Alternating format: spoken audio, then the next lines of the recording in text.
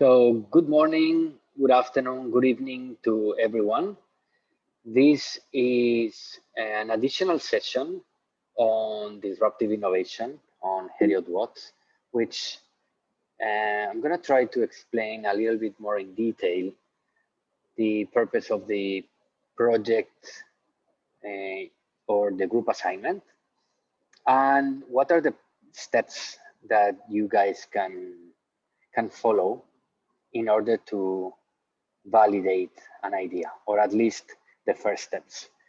And before I continue, I want to stress, and I will be doing this throughout the presentation, on the fact that this is not a linear process, it's an iterative process, and we can always go back to the different steps. Okay, so let me start. And I always want to start with this picture. This is basically, if you go to Google and you Google for useless products, you have all these products that are actually on sale. And the question that comes to me is, why there's so many people doing useless products? Well, one of the reasons is that they have followed the traditional approach to business development or to develop a business model. And there's a big confusion. The people think that startups are smaller versions of large companies, and that's not true. Companies are executing a business model that has already been proved and is working in the market. However, startups are in search of that business model that works. So if we want to define what a startup is, it's a temporary organization designed to search for a scalable and repeatable business model under conditions of extreme uncertainty. These are the differences between a startup and a company. And the reason of the previous or the first page that I showed you is startups fail because they confuse search with execution. So then what can we do? How can we avoid making products and services that nobody wants? Well, this is a high-level approach of what, following the lean startup principles, we suggest. Again, take this as an iterative process and its guidelines towards your group assignment. In reality, it's much more complex, and it will lead to different routes. But for the sake of the exercise, this can be good guidelines. So let's start with addressing the market or discovering the market. So from idea to validation, we've identified 9 steps. We first starting by drawing your idea, and the business model canvas is the tool that we like to use. After that, we define who are you trying to solve that problem to, your potential customers. Then we define the pains, the gains, and the jobs to be done for each customer segment or the customer persona, which we've already covered in the last class. Once we've done that, we observe. And we do that through customer discoveries to validate the hypothesis with our customers. Once we've done that, we go into the next step, and is to design the value proposition. Okay, that value proposition, we will go what that means. And once we've done that, you have, if you validate it and you can progress, you have reached your problem solution fit. Once you have that, you need to start building an MVP, and we will see what that means. MVP is the minimum viable product, and it's a way to start testing your solution. Once you do that, you might be in a position to pivot, which pivot is continuing with your vision of your business model, but changing one of the elements of the business model canvas. And finally, you reach product market fit. Again, this is a very simplistic and high-level approach that could serve you guys to develop the group assignment. So let's see what draw your idea in the business model canvas. Some of you have done that, but basically we start by defining a business model. So the business model is a schematic plan which describes all parts of a company that are necessary to make money. This is the business model canvas. I'm not going to go into detail, but basically you have the 9 blocks and they are interconnected and related to each other. That's why they have this array. And if you look at your first version of your business model canvas, the way it looks is like this. What do we mean by this? It's a hypothesis. Each one of the building blocks is a guess because it's all in your head. You have, based on your experience, your observations, also your biases, you've put together a business model that from your point of view could work, but you need to validate it. Yeah.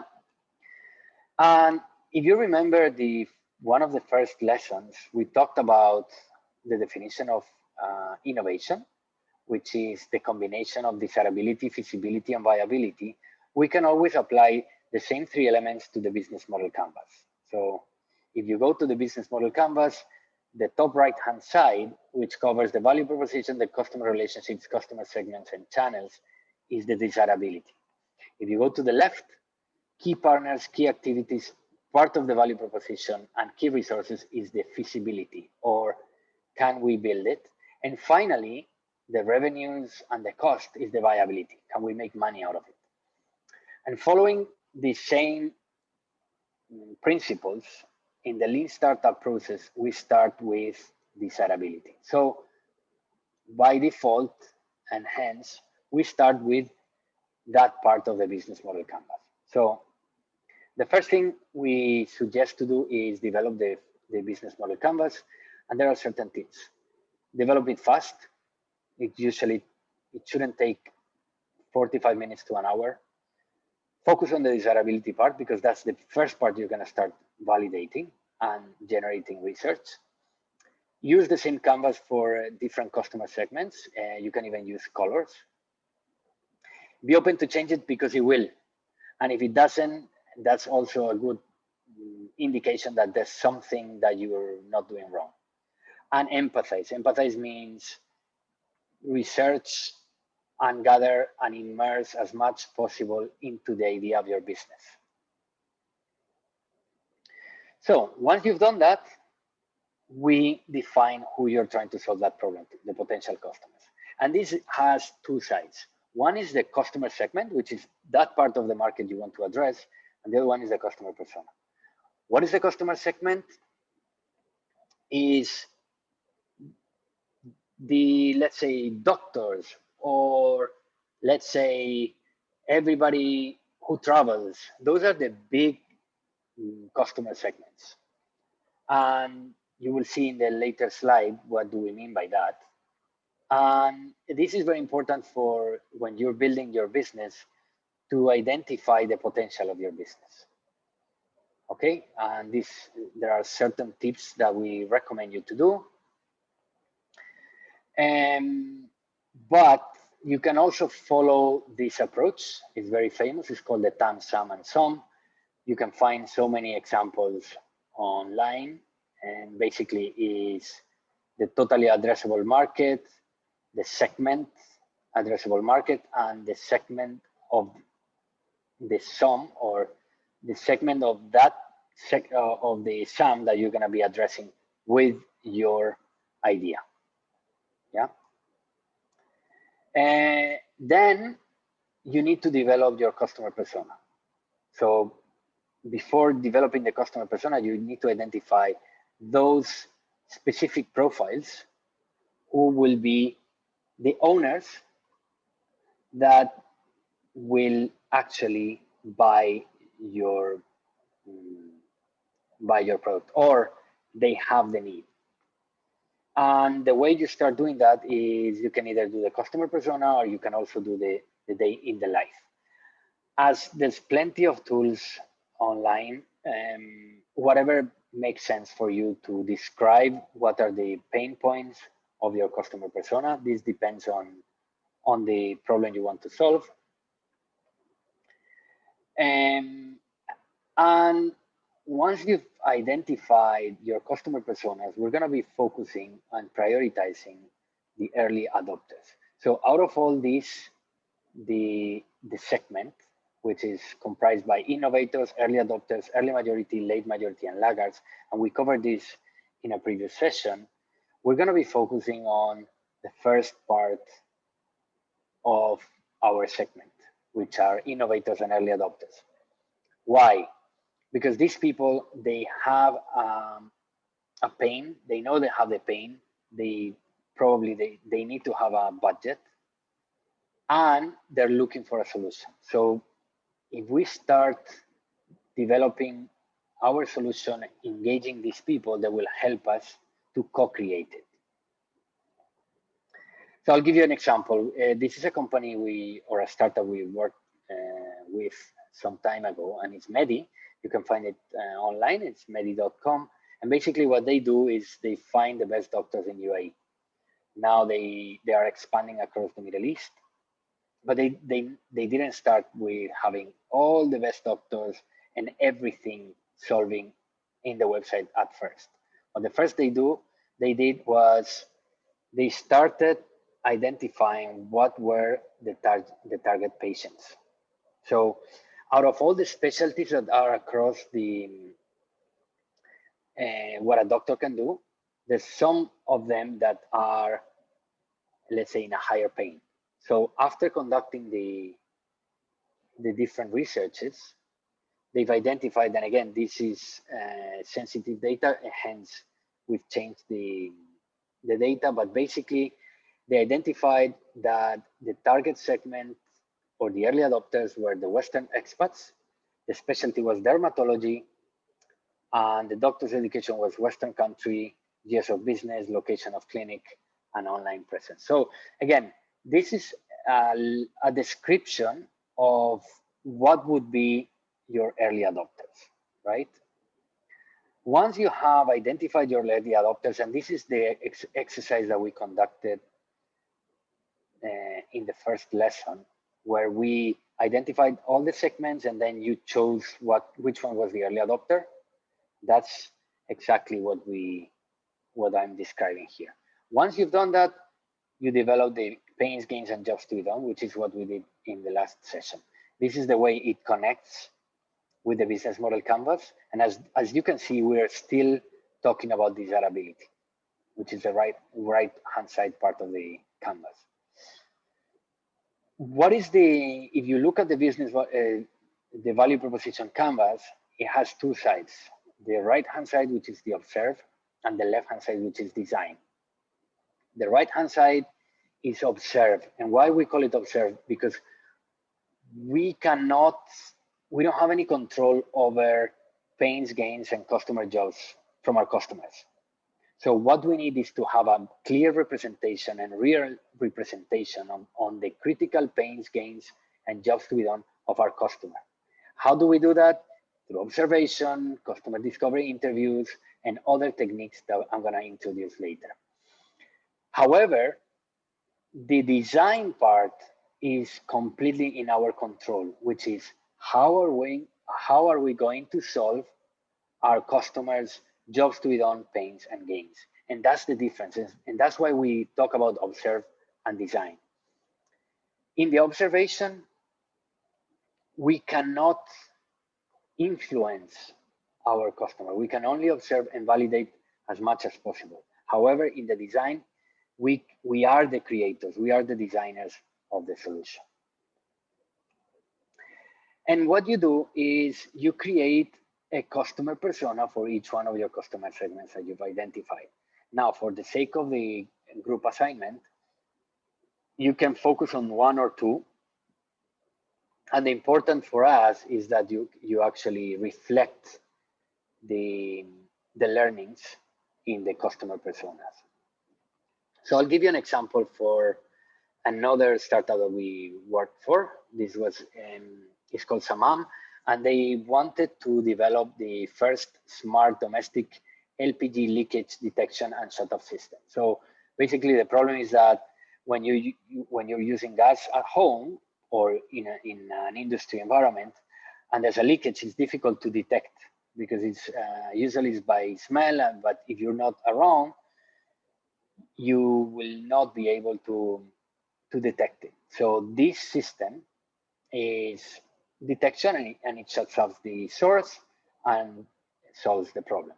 So the product consists of LPG sensor, the shut-off unit, and the mobile app. Now, for this particular solution or this particular business, we identified all the potential segments that they could have. They can have the home automation businesses, the security systems provider, the state, LPG installation companies, tech-savvy people, and very safety concerned people. So these were the customer personas that we identified, the customer segments that we identified across all the spectrum of their potential market. And for each one of them, we define, first of all, we prioritized which ones were easier to address, and then we identified the pains, gains, and jobs to be done. Now, once you have a good draft of your customer persona, what you do is you observe, or you validate the hypotheses and guesses that are in your customer persona. One technique that we've introduced is the customer discovery. There's many. So now we are in the next step of the process. Again, it's an iterative process, and that means that we can always go back at every point of the process. Yeah. So think of it more of a something like this than a linear process. And the principles, and according to Steve Blank, which is the father of the Lean Startup mindset or movement, is getting out of the building. There is nothing inside the building to validate your business. So there's plenty of ways to do it. You have customer discovery, interviews, immersion, shadowing. It all depends on how fast, easy, and how mastered do you do these different techniques. So the most common methods, we covered the customer discovery interviews in the lessons. You have data mining, you have open-ended surveys, you have focus groups, and you also have observation. If you go to the Real Startup book, you will find plenty of how-tos, and I will show this, I will refer to this book again. I don't want to sell it because it's for free, so go ahead and have your own sample. And it's a reference book, so you don't have to read it from A to Z. You might read the introduction, and then you can refer to the different experiments. So after you've, let's say you've conducted several interviews, and a good rule is the 80-20 rule. If you continue conducting interviews and you are doing the last interviews you've conducted, 80% of the information you already knew about the problem, you can continue. That's more or less, it's a rule of thumb. And we follow rules of thumbs. So after that, you design your value proposition. So now we're moving from the observation, where we just observe, we gather and validate real problems from real people. We go to the design part. And this is the difference. It's a famous quote that said that Henry Ford would have said, if I would have asked my customers what they would want, they would have answered me faster horses. And this is the difference. Observation is about the pain, and the pain or the need in this case was to go faster, faster transportation. And that is owned by the market, by your customers, by your segment. However, we shouldn't ask our customers about the solution, because they will come up with faster horses. And that's the interpretation of the phrase. So in the design part, everything is on us. We are the owners and responsibles of that work, of that product, to solve the problems of our customers. And how do we do that? We start by defining the value proposition. What is the value proposition? It's a clear statement that explains how your product or service solves the pain points, why is it better than similar products on the market, and leads your customer to make a decision, either to tell me more, to give pre-order, any kind of payment. And payment can be an email or a phone.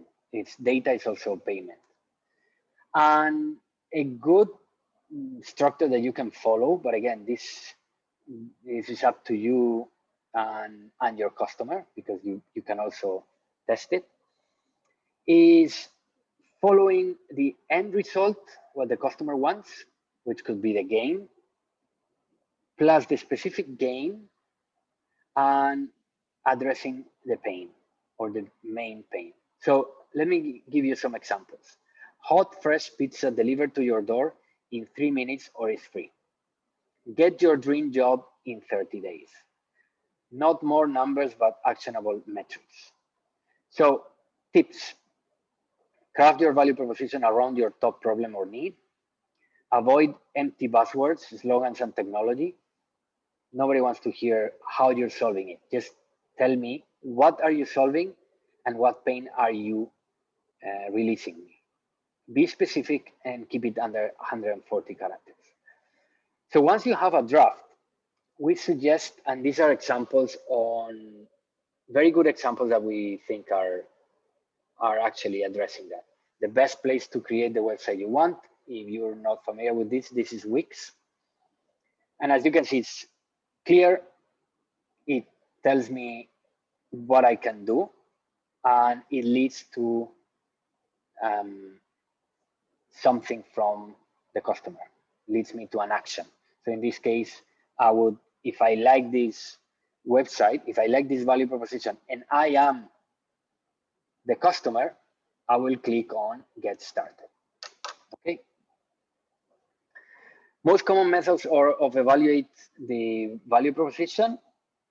You can use the comprehension test. Again, you can go to the Real Startup book and read all about that type of experiment, or the smoke test, which is literally a landing page with a call to action, a button at the end that represents, yes, I've understood the value proposition and I am interested. So this is an example of, again, if you remember the LPG leakage detection, this was the landing page that we started doing. So the idea here was, let's put a landing page and we're gonna ask for a pre-order. And we set some metrics to say, if we don't get X amount of pre-orders, it means that we are not addressing the target segment, or there's no market for this. And as you can see, you can put a landing page and a campaign in literally a couple of days, and you can actually have metrics in 4 to 5 days. It was a very fast campaign and easy. This is an example of a landing page. This is another example for more of a B2C business idea. It says, eat, heat, or cook, making good food in Abu Dhabi and Dubai easier to eat, and find out more. The same principle, the value proposition and the call to action. So once you've validated your value proposition, you define your solution. And how do you do that? You put together the features with the pains and the gains. Okay, so you literally map the gains of the gains of our customer with gain creators and pains with pain relievers. And that's what is called the problem solution fit. Again, this is simple to explain. It takes a lot of iterations to achieve this moment. So once you have the problem solution fit, you start building an MVP. Building an MVP should have the minimum features that you've validated to address the pain points of your early adopters. And let me explain this. This is a very famous picture describing the minimum viable product. And it's trying to say that let's not start by building in a way that we cannot have feedback from our customers. This is the feedback from our customers. And as you can see here, we cannot have any feedback. And hence, we continue to build without any feedback. However, this way, the bottom one of building means that we can, first of all, we can solve the problem, and the problem here is transportation, and we can put it in front of our customers and get feedback. And that's how you scale the idea. Now, in the case of Samam, this was the first MVP. So we developed one unit of the LPG detector, and we started using it in a couple of clients. This is a physical MVP, can be also a digital, especially these days. Most of the MVPs should be digital. Again, if you want to know more about the most common methods or techniques, you can go to the Real Startup book, and you will have there usability testing, A/B testing, or paper prototyping. These are a few. There's more, and there's also it also depends on how much you know on your product, how much you know on your customer, and your creativity, because the creativity in the lean startup comes on experimentation.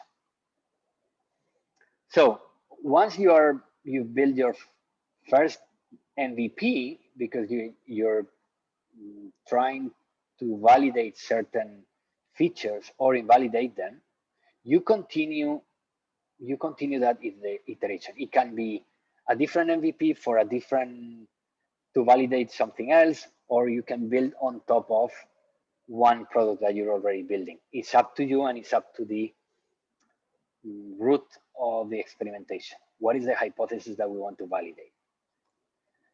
And sometime around the process or the iterative process, you might end up in a situation where you need to pivot.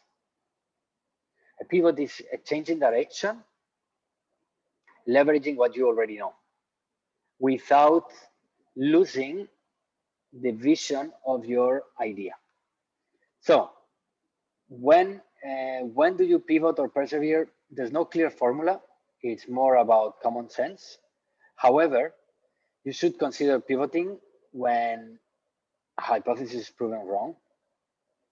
You're not making significant progress in terms of number of customers, users, revenue, whatever the metric that represents growth.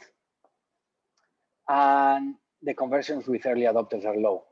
Because if the conversion in early adopters are low, and these are meant to be your fans, imagine if you go to the rest of the market, that can only decrease. So it's a good indication that you need to change something.